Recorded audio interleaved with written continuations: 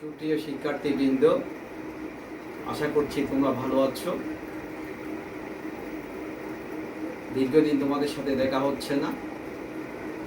যারা MBA part 1-এ ভর্তি হয়েছো তারা ভর্তির প্রসেসটা শেষ করেছো, কিন্তু ক্লাস করার কোনো সুযোগ পাওনি।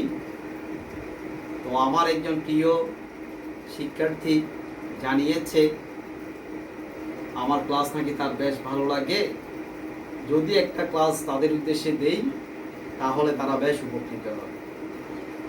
তো ওর কথা শুনে আমারও ভালো লেগেছে। তাই বলছি যে যদি একজন স্টুডেন্টও আমার ক্লাসের মাধ্যমে উপকৃত হয় তাহলেই আমি সার্থক।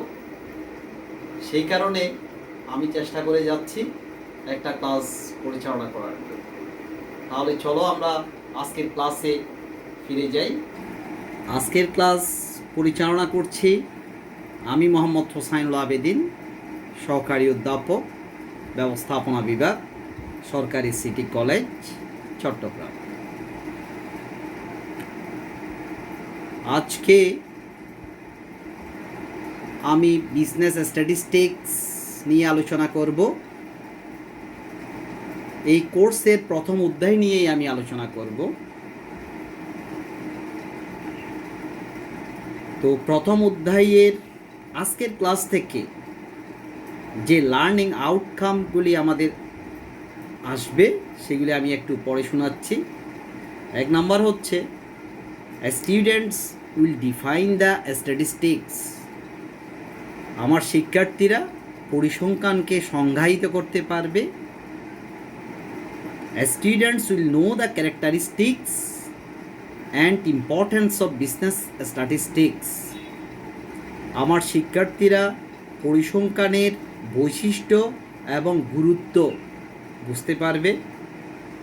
Students will get the concept of data and it's classification. শিক্ষার্থীরা ডাটা এবং তার শ্রেণীবিভাগ সম্বন্ধে ধারণা পাবে। Students will know the sources of data. শিক্ষার্থীরা ডাটার উৎসগুলি চিহ্নিত করতে পারবে। Students will be able to apply the statistical knowledge practically. শিক্ষার্থীরা তাদের পরিসংখ্যানিক জ্ঞান বাস্তবে প্রয়োগ করতে পারবে। প্রথমে আসি, হোয়াট ইজ স্ট্যাটিস্টিক্স। আমাদের এই কোর্সটা যেহেতু ইংলিশে লিখতে হবে, এটা ম্যান্ডেটরি ইন ইংলিশ, সেই কারণে আমাদের এখানে বাড়তি কিছু লেখার সুযোগ তেমন কম। আমরা হয়তো ইংলিশে ওইভাবে ইউজ টু না, সে কারণে আমি মূল জিনিসটাই এখানে তুলে ধরার চেষ্টা করেছি। তোমরা সেই মূল জিনিসটাই মেমোরাইজ করার চেষ্টা করবে, সেটাই বোঝার চেষ্টা করবে। তাহলে তোমরা পরীক্ষায়ও লিখতে পারবে এবং সেটা বাস্তব জীবনেও প্রয়োগ করতে পারবে। তাহলে স্ট্যাটিস্টিক্স কি? By statistics we mean aggregate of facts. Statistics দ্বারা আমরা বুঝি তথ্যের সমষ্টি। অ্যাগ্রিগেট মানে সমষ্টি, ফ্যাক্টস মানে তথ্য, তথ্যের সমষ্টি। Affected to a marked extent by a multiplicity of causes. Multiplicity of causes মানে বহুবিধ কারণ। মার্কড এক্সটেন্ট মানে লক্ষণীয় মাত্রায়, এফেক্টেড মানে প্রভাবিত। তাহলে যে তথ্যগুলি বহুবিধ কারণ দ্বারা লক্ষণীয় মাত্রায় প্রভাবিত, নিউমারিক্যালি এক্সপ্রেসড সংখ্যায় প্রকাশিত, enumerated or estimated according to reasonable standards of accuracy. Reasonable standard of accuracy অর্থাৎ যথার্থতার যুক্তিসঙ্গত মান। According to reasonable standard of accuracy, যথার্থতার যুক্তিসঙ্গত মান অনুসারে। ইনিউমারেটেড অর এস্টিমেটেড, ইনিউমারেটেড মানে গণনাযোগ্য, অর এস্টিমেটেড অথবা অনুমানযোগ্য হতে হবে। তার মানে আমি যে তথ্য সংগ্রহ করেছি সেই তথ্যগুলি গণনাযোগ্য হতে হবে অথবা অনুমানযোগ্য হতে হবে। কিভাবে? যথার্থতার যুক্তিসঙ্গত মান অনুসারে collected in a systematic manner for a predetermined purpose or purposes. Collected in a systematic manner, ধারাবাহিকভাবে সংগৃহীত, for a predetermined purpose or purposes, পূর্ব নির্ধারিত উদ্দেশ্য বা উদ্দেশ্যাবলীর জন্য ধারাবাহিকভাবে সংগৃহীত হতে হবে। And placed in relation to each other, এবং পারস্পরিক সম্পর্কে সম্পৃক্ত থাকতে হবে। তাহলে পরিসংখ্যানের মূল জিনিসটা আমরা বুঝতে পেরেছি। পরিসংখ্যান হচ্ছে কতগুলি তথ্যের সমষ্টি, সেই তথ্যগুলি বহুবিধ কারণ দ্বারা লক্ষণীয় মাত্রায় প্রভাবিত হতে হবে, সংখ্যায় প্রকাশিত হতে হবে, যথার্থতার যুক্তিসঙ্গত মান অনুসারে গণনাযোগ্য বা অনুমানযোগ্য হতে হবে, পূর্ব নির্ধারিত উদ্দেশ্যে সংগ্রহ করতে হবে এবং পারস্পরিক সম্পর্কে আবদ্ধ থাকতে হবে। এটাকেই বলা হচ্ছে কি পরিসংখ্যান। এখন যদি কেউ জিজ্ঞেস করে পরিসংখ্যানের বৈশিষ্ট্য কী, এই সংজ্ঞা থেকেই আমরা বলতে পারি পরিসংখ্যান হচ্ছে তথ্যের সমষ্টি। পরিসংখ্যান বহুবিধ কারণ দ্বারা লক্ষণীয় মাত্রায় প্রভাবিত। পরিসংখ্যান সংখ্যায় প্রকাশিত। এইটা গণনাযোগ্য অথবা অনুমানযোগ্য। এইটা পূর্ব নির্ধারিত উদ্দেশ্যে ধারাবাহিকভাবে সংগৃহীত। এটা পারস্পরিক সম্পর্ক দ্বারা আবদ্ধ। এইগুলি হচ্ছে পরিসংখ্যানের বৈশিষ্ট্য। তাহলে আমরা যদি সংজ্ঞাটা ভালো মতো শিখতে পারি, পরিসংখ্যানের বৈশিষ্ট্য নিজেরাই লিখতে পারবো। দেখো ক্যারেক্টারিস্টিক্সের মধ্যে আমি তাই লিখেছি, statistics are aggregate of facts. Statistics are affected to a marked extent by a multiplicity of causes. Statistics are numerically expressed. Statistics are enumerated or estimated according to reasonable standard of accuracy. Statistics must be collected in a systematic manner. Statistics must be collected for a predetermined purpose or purposes. Statistics must be placed in relation to each other. তার মানে সংজ্ঞা যদি আমাদের clear থাকে তাহলে characteristics আমরা সহজেই লিখতে পারব। আশা করছি তোমরা বুঝতে পেরেছ। এরপরে আসি importance of business statistics. Business স্ট্যাটিস্টিক্সের গুরুত্ব কী, কোন কোন জায়গায় বিজনেস স্ট্যাটিস্টিক্সের জ্ঞান আমরা প্রয়োগ করতে পারি। ডিটারমিনেশন অফ বিজনেস স্পট, ব্যবসায়ের ক্ষেত্র চিহ্নিত করার জন্য। এখন পরিসংখ্যান তো তথ্যের সমষ্টি, উপাত্তের সমষ্টি। কোন জায়গায় কোন কাঁচামাল ভালো পাওয়া যায়, কোন জায়গায় কোন ধরনের লোকদের বসবাস বেশি, কত পার্সেন্ট লোক এই প্রোডাক্ট পছন্দ করে, কত পার্সেন্ট লোক ওয়াই প্রোডাক্ট পছন্দ করে। এই জিনিসগুলি যখন আমার সামনে থাকবে তখন আমি যে প্রোডাক্টের বিজনেস করব সেটা কোন এলাকায় সুইটেবল আমি সেটা বুঝতে পারবো। সেই জন্য আমরা বলছি determination of business spot, financial analysis in business. আর্থিক পর্যালোচনার জন্য আমার পরিসংখ্যান দরকার। Determining proper demand and supply, যথাযথ চাহিদা এবং সরবরাহ চিহ্নিত করার জন্য আমার পরিসংখ্যান দরকার। To make comparative analysis with similar business. Comparative analysis, তুলনামূলক পর্যালোচনার জন্য আমাদের পরিসংখ্যান দরকার। স্টকিং কমোডিটি, আমার পণ্য মজুদের জন্য। আইডেন্টিফিকেশান অফ বিজনেস প্রবলেম, আমার ব্যবসায়ের কী কী সমস্যা সেটা আমি কীভাবে বুঝব। আমি বিভিন্ন সময়ে যে তথ্য কালেকশন করেছি ওইটার উপর ভিত্তি করে আমি বুঝবো যে আমার বিজনেসের সমস্যা কোন জায়গায়।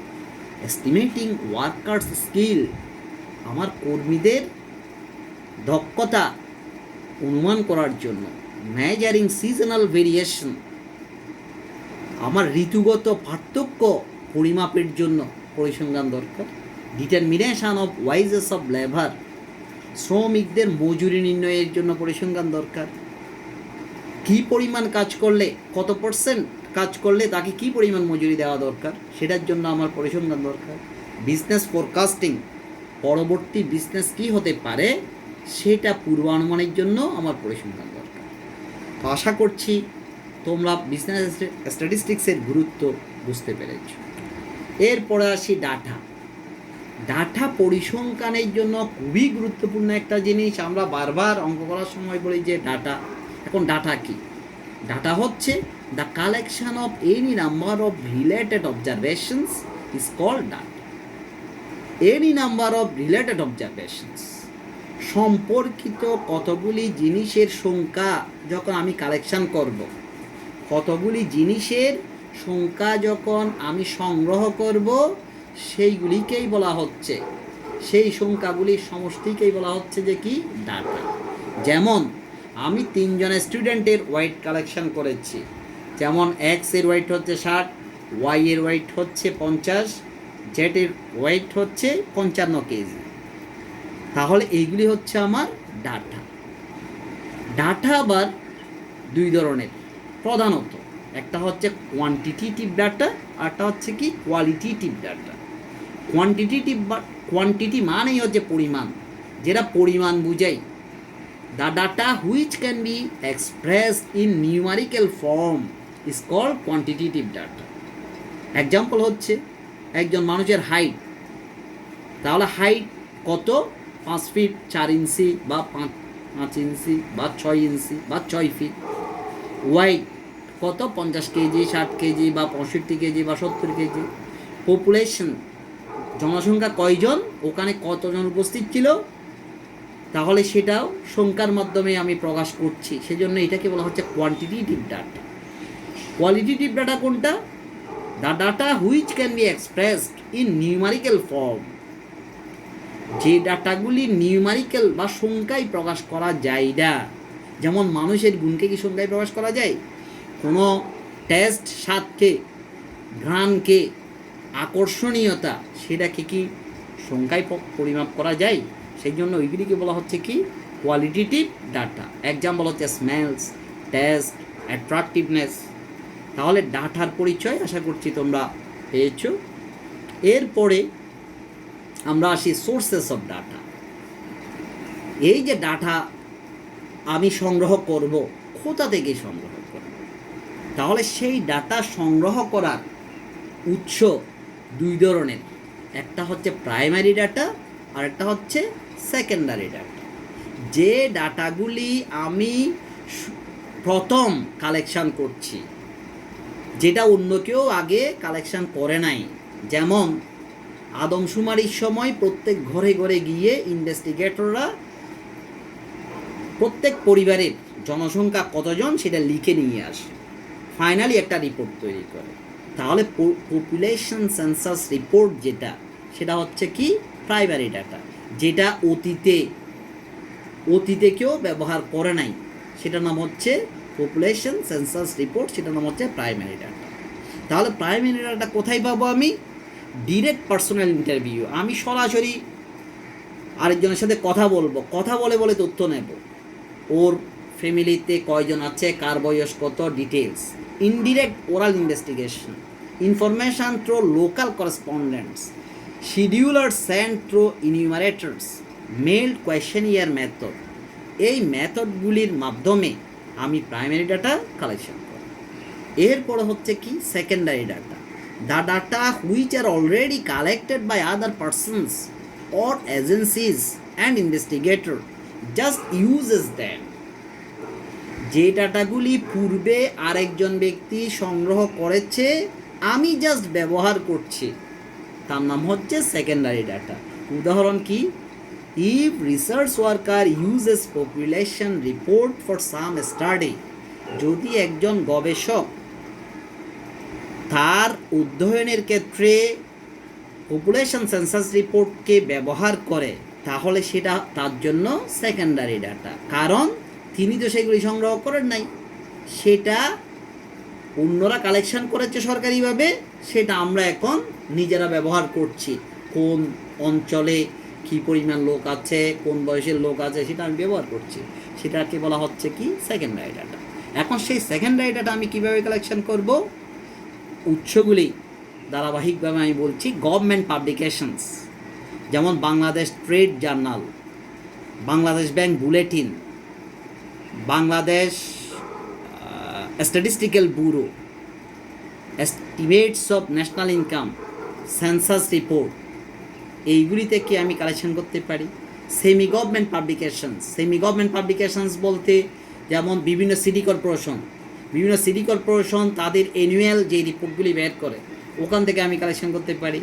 জার্নাল অ্যান্ড পেপারস, আমরা যে পেপার জার্নাল বিভিন্ন উইকলি, মান্থলি, ডেইলি যেগুলি পাই ওখান থেকে কালেকশন করতে পারি। ইন্টারন্যাশনাল পাবলিকেশনস, আন্তর্জাতিক যে প্রকাশনাগুলি যেমন International Labour Organization, World Health Organization, United Nation Organization, World Bank, International Monetary Fund, এইসব প্রতিষ্ঠান, আন্তর্জাতিক প্রতিষ্ঠান যে রিপোর্টগুলি বের করে ওখান থেকে কালেকশন করতে পারি। পাবলিকেশনস অফ রিসার্চ ইনস্টিটিউশনস, বিভিন্ন রিসার্চ ইনস্টিটিউশন যে পাবলিকেশনগুলি বের করে, যেমন রাজশাহী ইউনিভার্সিটির IBS থেকে বের করে, ঢাকা ইউনিভার্সিটি বের করে, চিড়িয়া ইউনিভার্সিটি বের করে, সব পাবলিক ইউনিভার্সিটি তাদের বার্ষিক একটা পাবলিকেশন বের করে, ওখান থেকেও আমরা ডাটা কালেকশন করতে পারি। এগুলিকে বলা হচ্ছে সেকেন্ডারি ডাটা। আশা করছি তোমরা বুঝতে পেরেছ। এরপরে আসি আমি ফ্রিকোয়েন্সি ডিস্ট্রিবিউশন, গণসংখ্যা বন্টন বা গণসংখ্যা। তাহলে ফ্রিকোয়েন্সি ডিস্ট্রিবিউশন সেটা কী জিনিস? গণসংখ্যা বিন্যাস বা গণসংখ্যা বন্টন। Frequency distribution is an arrangement of the values of a variables according to their frequency of occurrence. তাহলে গণসংখ্যা সারণী হচ্ছে এমন একটা বিন্যাস যেটার মাধ্যমে চলকের মানগুলিকে সেগুলি কতবার ঘটে সেটার মাত্রা অনুসারে সুন্দর করে সাজানো হয়। যেমন 100 নম্বরের পরীক্ষায় 90 কয়জনে পেয়েছে, 85 কয়জনে পেয়েছে, বা 500 টাকা মজুরি কয়জনে পাই, বা ক্রিকেটের ক্ষেত্রে 100 রান কয়জন খেলোয়াড় করেছে, এগুলিকে বলা হচ্ছে ফ্রিকোয়েন্সি।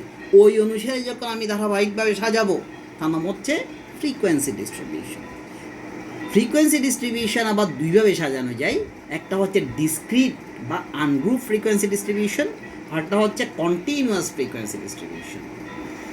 যে বিন্যাসের মধ্যে আমি বিচ্ছিন্নভাবে দেখাবো, যেমন এখানে বিচ্ছিন্নভাবে তোমরা এখানে দেখতে পাচ্ছ ডিসক্রিট ফ্রিকোয়েন্সি ডিস্ট্রিবিউশনে ওয়াইজেস অফ ওয়ার্কার্স 60, 70, 72 এইভাবেই দেখানো আছে।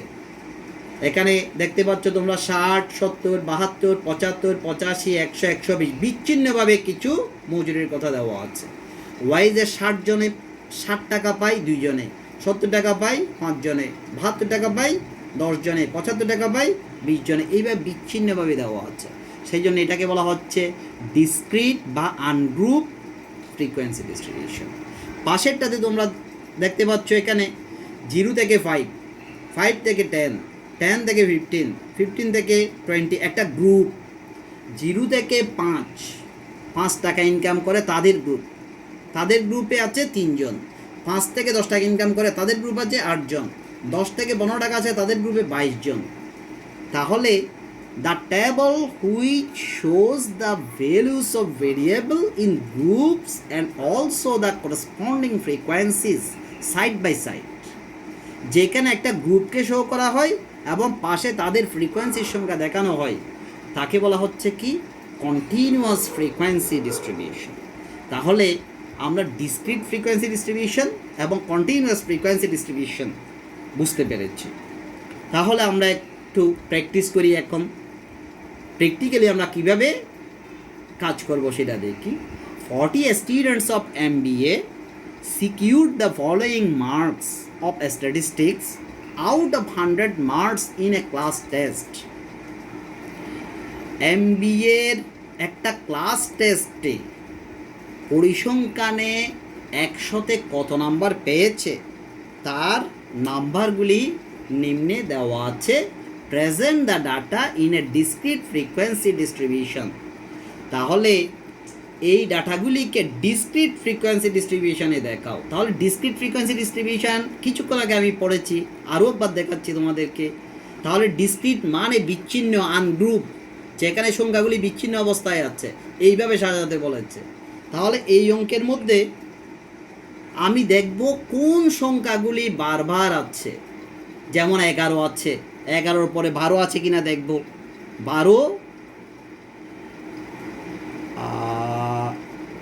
হ্যাঁ 12 আছে কিনা সেটা দেখবে, হ্যাঁ 12 আছে। এরপর 13 আছে কিনা দেখব, 13 দেখতে পাচ্ছি না। 14 আছে কিনা দেখব, 14 আছে। 15 আছে কিনা দেখব, 15 দেখতে পাচ্ছি না। 16 আছে কিনা দেখব, এই 16 আছে। 17 আছে কিনা, 17 দেখা যাচ্ছে।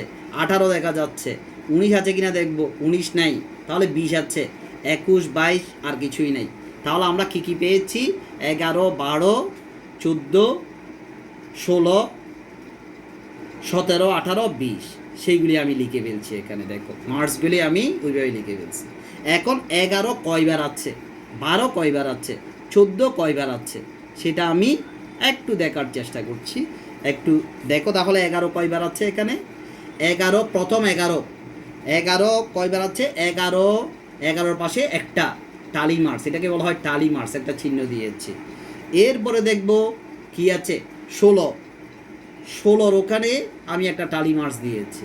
এইভাবে টালি মার্কস দিয়ে দিয়ে 11 আছে, 11 পেয়েছে 5 জন, 12 পেয়েছে 1 জন, 14 পেয়েছে 8 জন, 16 পেয়েছে 5 জন, 17 পেয়েছে 9 জন, 18 পেয়েছে 2 জন, 20 পেয়েছে 10 জন। তাহলে টোটাল 40 জনের তথ্যগুলি আমি উপস্থাপন করলাম। এটাকে বলা হচ্ছে ডিসক্রিট ফ্রিকোয়েন্সি ডিস্ট্রিবিউশন টেবল। তো আশা করছি তোমরা ডিসক্রিট ফ্রিকোয়েন্সি ডিস্ট্রিবিউশন টেবল করতে পারবে। বইয়ের যে অঙ্কগুলি আছে ডিসক্রিট ফ্রিকোয়েন্সি ডিস্ট্রিবিউশন টেবল সংক্রান্ত, সেগুলি তোমরা করে ফেলবে। এরপরে আছে practice 2। The profit of 30 companies for the year 2018-19 are given below. 30টা কোম্পানির 18-19 সালের প্রফিট নিম্নে দেওয়া হয়েছে। রিকোয়ার্ড, তোমাকে করতে বলেছে classify the data taking a suitable class interval. তুমি এই ডাটাগুলোকে সুইটেবল ক্লাস ইন্টারভেলের মাধ্যমে সাজাও। উইদিন ব্র্যাকেটে দেওয়া আছে ইনক্লুসিভ মেথড। আবার 2 নম্বরে বলেছে classify the data taking a suitable class interval. Within ব্র্যাকেটে বলছে কি এক্সক্লুসিভ মেথড। ঠিক আছে, এখন তোমাদের বুঝতে হবে কোনটা ইনক্লুসিভ মেথড, কোনটা এক্সক্লুসিভ মেথড। এখানে যেহেতু ক্লাসিফাই করতে বলেছে সুইটেবল ক্লাস ইন্টারভেলের মাধ্যমে, সুইটেবল ক্লাস ইন্টারভেল মানেই হচ্ছে তোমাকে কন্টিনিউয়াস ফ্রিকোয়েন্সি ডিস্ট্রিবিউশন টেবলের মাধ্যমে সাজাতে বলেছে। তাহলে এটা আমি আবার দেখাচ্ছি। কন্টিনিউয়াস ফ্রিকোয়েন্সি ডিস্ট্রিবিউশন টেবলে দেখো 0 থেকে 5, 5 থেকে 10, 10 থেকে 15, 15 থেকে 20, 20 থেকে 15 আছে। এখানে 5 এখানেও আছে, এখানেও আছে, 10 এখানেও আছে, এখানেও আছে, 15 এখানেও আছে, এখানেও আছে, 20 এখানেও আছে, এখানেও আছে। তাহলে 5 যদি থাকে সেটা তুমি কোথায় লিখবে? এখানে লিখবে নাকি এখানে লিখবে? 10 তুমি এই ক্লাসে লিখবে নাকি এই ক্লাসে লিখবে? 15 এই ক্লাসে লিখবে নাকি এই ক্লাসে লিখবে? 20 এই ক্লাসে লিখবে নাকি এই ক্লাসে লিখবে? তাহলে তুমি একটু কনফিউজড হয়ে যাচ্ছ। সেই কারণে আমরা কি করব, এইগুলিকে বলা হয় আপার লিমিট, এইগুলিকে বলা হয় লোয়ার লিমিট। আপার লিমিটকে বর্জন করব। বর্জন করার ইংরেজি হচ্ছে এক্সক্লুড করা। সেই এক্সক্লুড থেকে এই মেথডের নাম হচ্ছে এক্সক্লুসিভ মেথড। তাহলে আমাদেরকে যে প্র্যাকটিস 2তে এক্সক্লুসিভ মেথডে করতে বলেছে, তার মানে এটাই করতে বলেছে। ঠিক আছে, আরেকটা বলেছি ইনক্লুসিভ মেথডে করো। তাহলে এখানে বর্জন করতে হচ্ছে, তুমি এমনভাবে করবে যাতে বর্জন করতে না হয়। তুমি যদি এটা এইভাবে লিখতে 0 থেকে 4, 5 থেকে 9, 10 থেকে 14, 15 থেকে 19, 20 থেকে 25, বর্তমানও তুমি যখন এটাকে বর্জন করবে 0 থেকে 4 এই থাকবে, এখানে 5 থেকে 9 এই থাকবে, 10 থেকে 14 এই থাকবে। আর যদি তুমি লিখার সময় এই 0 থেকে 4, 5 থেকে 9, 10 থেকে 14, 15 থেকে 19, 20 থেকে 24 লিখো, তাহলে কোনোটাকেই তোমাকে বর্জন করতে হচ্ছে না। লোয়ার লিমিট এবং আপার লিমিট দুইটাকেই তুমি ইনক্লুড করতে পারো। ইনক্লুড অর্থ হচ্ছে অন্তর্ভুক্ত করা, সেই ইনক্লুড থেকেই ইনক্লুসিভ মেথড আসছে। তাহলে তোমাকে যে বলছে এখানে ইনক্লুসিভ মেথডে করো, এক্সক্লুসিভ মেথডে করো, তাহলে সেটা আমরা অঙ্কে যাই, সমাধানে যাই, একটু দেখো তোমরা। তাহলে প্রাথমিক কিছু ধারণা থাকতে হবে। এখানে সবচেয়ে বড় সংখ্যা কত? সবচেয়ে বড় সংখ্যা আমরা দেখেছি 69, সবচেয়ে ছোট সংখ্যা হচ্ছে 16। সবচেয়ে বড় এবং সবচেয়ে ছোট সংখ্যার পার্থক্যকে বলা হয় রেঞ্জ। তাহলে রেঞ্জ সমান largest number minus smallest number equal to 53। এই ক্ষেত্রে আমাদেরকে ধরতে বলেছে সুইটেবল ক্লাস ইন্টারভ্যাল। সূত্র দিয়েও করা যায়, আমার কাছে মনে হচ্ছে সূত্র মনে রাখা কঠিন অনেক সময়। এই ক্ষেত্রে আমি মনে রাখবো সুইটেবল ক্লাস ইন্টারভ্যাল হচ্ছে 10 এবং 10-এর গুণিতক। এই কথাটা মনে রাখবে, 10, 20, 30, 25। প্রয়োজনে আমি 5ও নেব, 2ও নেব, 1ও নেব, কিন্তু সচরাচর আমি ধরার চেষ্টা করব ক্লাস ইন্টারভ্যাল 10 এবং 10-এর গুণিতক। এরপরে আমি রেঞ্জকে যদি ক্লাস ইন্টারভ্যাল দ্বারা ভাগ করে ক্লাসের সংখ্যা 5 বা 5-এর বেশি হয়, ক্লাসের সংখ্যা 5 থেকে 5-এর উপরে রাখার চেষ্টা করব, 10 এবং 10-এর নিচে রাখার চেষ্টা করব। 10-এর বেশি যাতে না হয়, 5-এর কম যাতে না হয়। সচরাচর ব্যতিক্রম থাকতেই পারে। তাহলে আমরা যে জিনিসটা মনে রাখবো, ক্লাস ইন্টারভ্যাল 10 এবং 10-এর গুণিতক, আর ক্লাসের সংখ্যা হবে 5 এবং 5-এর উপরে, 10 এবং 10-এর নিচে। তাহলে ওইভাবেই যদি আমরা করি, ক্লাসের সংখ্যা পাচ্ছে এখানে 6টি। তাহলে ঠিক আছে, সেটা 5 থেকে 10-এর মধ্যে আছে। ক্লাস ইন্টারভ্যাল 10, ক্লাস ইন্টারভ্যাল যদি 10 হয়, প্রথমেই আমি এক্সক্লুসিভ মেথডে এখানে সবচেয়ে ছোট সংখ্যা কত ছিল, সবচেয়ে ছোট সংখ্যা কত ছিল দেখো একটু। সবচেয়ে ছোট সংখ্যা মনে হয় এখানে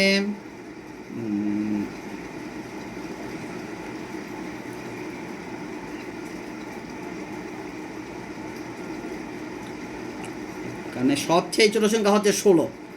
তাহলে সবচেয়ে ছোট সংখ্যা হচ্ছে 16। তাহলে 15 থেকে 25-এর মধ্যে আছে, 15 থেকে 25-এর মধ্যে। ওইভাবেই আমরা টালি মার্কসগুলি বসিয়েছি এখানে। দেখো প্রথম সংখ্যাটা দেখো, এখানে প্রথম সংখ্যাটা হচ্ছে 20। তাহলে 20 কোথায় বসবে? এখানে 15 থেকে 25-এর মধ্যেই বসবে। এর পরের সংখ্যাটা কত দেখো, এর পরের সংখ্যাটা হচ্ছে 22। তাহলে 22 কোথায় বসবে? তাও 15 থেকে 25। এরপরে হচ্ছে 35, 35 কোথায় বসবে? 35 থেকে 45। এরপরে হচ্ছে 42, 42 কোথায় বসবে? 35 থেকে 45। এরপরে আবার দেখি 37, 37 কোথায় বসবে? 35 থেকে 45। এইভাবে 4টা টালি মার্কস যখন হয়ে যাবে, পঞ্চমটা আমি দেব এইভাবে ক্রস করে। 4টা হয়ে গেছে, পঞ্চমটা এইভাবে দেবো, তার মানে এখানে 5টা। তাহলে 15 থেকে 25-এর মধ্যে আছে 5 জন, 25 থেকে 25-এর মধ্যে 2 জন, 35 থেকে 45-এর মধ্যে 7 জন, 45 থেকে 55-এর মধ্যে 6 জন, 55 থেকে 65-এর মধ্যে 5 জন, 65 থেকে 75-এর মধ্যে 5 জন, টোটাল 30 জনের হিসাব পেলাম। এখন আমরা আসি ইনক্লুসিভ মেথডে। এক্সক্লুসিভ আর ইনক্লুসিভের মধ্যে পার্থক্য কোন জায়গায় বলছিলাম? এখানে 15 থেকে 25 লিখেছি, 25 কিন্তু আমি বর্জনেই করেছি, 25 এখানে আছে। আমার মাথায় রাখতে হয়েছে এখানে আপার লিমিট এক্সক্লুড করেছি। আর ইনক্লুসিভে আমি কোনোটাই এক্সক্লুড করব না, সবগুলিকে ইনক্লুড করব। তাহলে কীভাবে লিখতে হবে? 15 থেকে 24, 15 থেকে 25 না লিখে আমি লিখেছি কি 15 থেকে 24, 25 থেকে 34, 35 থেকে 44। এই ক্ষেত্রে আমি 15কেও ইনক্লুড করেছি, 24কেও ইনক্লুড করেছি, 25কেও ইনক্লুড করেছি, 34কেও ইনক্লুড করেছি। তার মানে লোয়ার লিমিট এবং আপার লিমিট দুইটাকেই আমি ইনক্লুড করেছি। সেই জন্য এটার নাম হচ্ছে কি ইনক্লুসিভ মেথড। আর মানগুলি বসানোর সিস্টেম একই রকম, একইভাবে আমরা পেয়েছি 30 জন স্টুডেন্ট। আশা করছি এই পর্যন্ত তোমরা বুঝতে পেরেছ। এই রকম যত অঙ্কই দেখবে তোমরা শুরু করে দাও। পরবর্তীতে আমি আরও নতুন ক্লাস করব। তো তোমাদেরকে অশেষ ধন্যবাদ এই ভিডিও দেখার জন্য। আশা করছি তোমরা উপকৃত হবে। পরবর্তী ক্লাসে আবার দেখা হবে। এই পর্যন্ত তোমরা সুস্থ থাকো, নিরাপদে থাকো এবং পড়ালেখার সাথেই থাকো। ধন্যবাদ আবার।